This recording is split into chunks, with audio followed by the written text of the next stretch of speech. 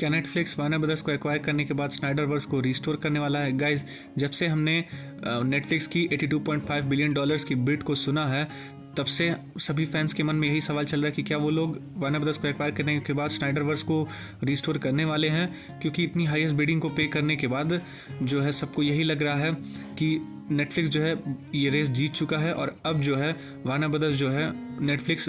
Own कर रहा है, जिस वजह से बहुत सारी फैन थ्योरीज और बहुत सारे अजम्पशंस ये निकल कर आ रहे हैं कि नेटफ्लिक्स का पूरा इरादा है स्नाइडरवर्स को रिस्टोर करने का, और इसके पीछे बहुत ही सॉलिड रीज़न भी है। वो रीज़न क्या है कि नेटफ्लिक्स और जैक स्नाइडर के जो रिलेशन है वो काफ़ी ज़्यादा अच्छे हैं वार्नर ब्रदर्स के कंपेरिजन में। जो नेटफ्लिक्स है उसने जैक स्नाइडर को हमेशा क्रिएटिव लिबर्टी दी है, उन्हें हमेशा फ्रीडम दी है, खुली छूट दी है, ताकि वो जैसे चाहें अपने विजन को सामने रख सके, अपनी स्टोरी टेलिंग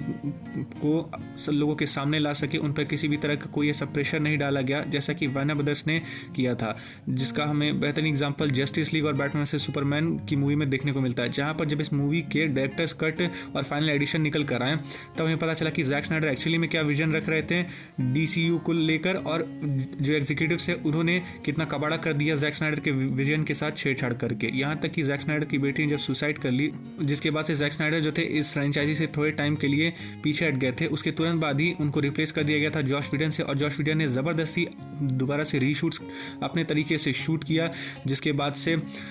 हमने जो जस्टिस लीग 2017 में देखी वो कितनी बड़ी डिजास्टर्स थी, ये बात तो हम सभी जानते हैं। इतना ही नहीं, जब एक्चुअली में स्नाइडर कट निकल कर आया जस्टिस लीग का, तब हमें पता चला कि एक्चुअल में जैक स्नाइडर क्या बनाकर गए थे और वार्नर ब्रदर्स ने एक्चुअली में हमें क्या पेश किया, जिस वजह से फैंस जो थे वो काफ़ी ज़्यादा भड़क गए। लेकिन स्नाइडर कट के रिलीज होने के बाद फैंस के मन में यही होप थी कि हमें दोबारा से जैक स्नाइडर की जस्टिस लीग और उनका यूनिवर्स जो है वो हमें आगे देखने को मिलेगा, जिस वजह से सबने एक कैंपेन चलाया था कि #रिस्टोर द स्नाइडरवर्स। लेकिन उसके कुछ ही टाइम बाद हमें पता चला कि वार्नर ब्रदर्स को जो है डिस्कवरी ने एक्वायर कर लिया है, और उसके बाद से डीसीयू का स्टार्ट हुआ। पीटर सैफरान और जेम्स गन जो है अपने नए विजन को लेकर आए, जिसमें हमें क्रीचर कमांडोज देखने को मिले, पीस मेकर देखने को मिला, और साथ ही साथ अभी हमने सुपरमैन की मूवी देखी। सुपरगर्ल का टीजर जो है अभी हाल ही में डीसी स्टूडियोज ने रिवील किया है। डीसीयू जो है वो डीसीयू के कंपैरिजन में इसका स्टार्ट जो है वो काफ़ी ज़्यादा सही है, क्योंकि डीसीयू के इनिशियल फेज में जो जिस तरीके की गड़बड़ी वार्नर ब्रदर्स के पुराने एग्जीक्यूटिव्स ने कही थी जैक स्नाइडर के साथ, वो अभी के टाइम में डेविड ज़ास्लाव जो है पीटर सैफरान और जेम्स गन के साथ नहीं कर रहे हैं। खैर, ये तो वार्नर ब्रदर्स और डीसी की बात हो गई। यहाँ आज का मेन मुद्दा ये है कि क्या नेटफ्लिक्स जो है अगर वार्नर ब्रदर्स को एक्वायर कर ले, अगर डेविड ज़ास्लाव जो है वो नेटफ्लिक्स के साथ अपनी डील को फाइनल भी कर देते हैं, तो उसके बाद अभी जाकर कम से कम 1.5 से 2 साल लगेंगे पूरी डील को फाइनलाइज करने में, क्योंकि शेयर्स, राइट्स और बहुत सारे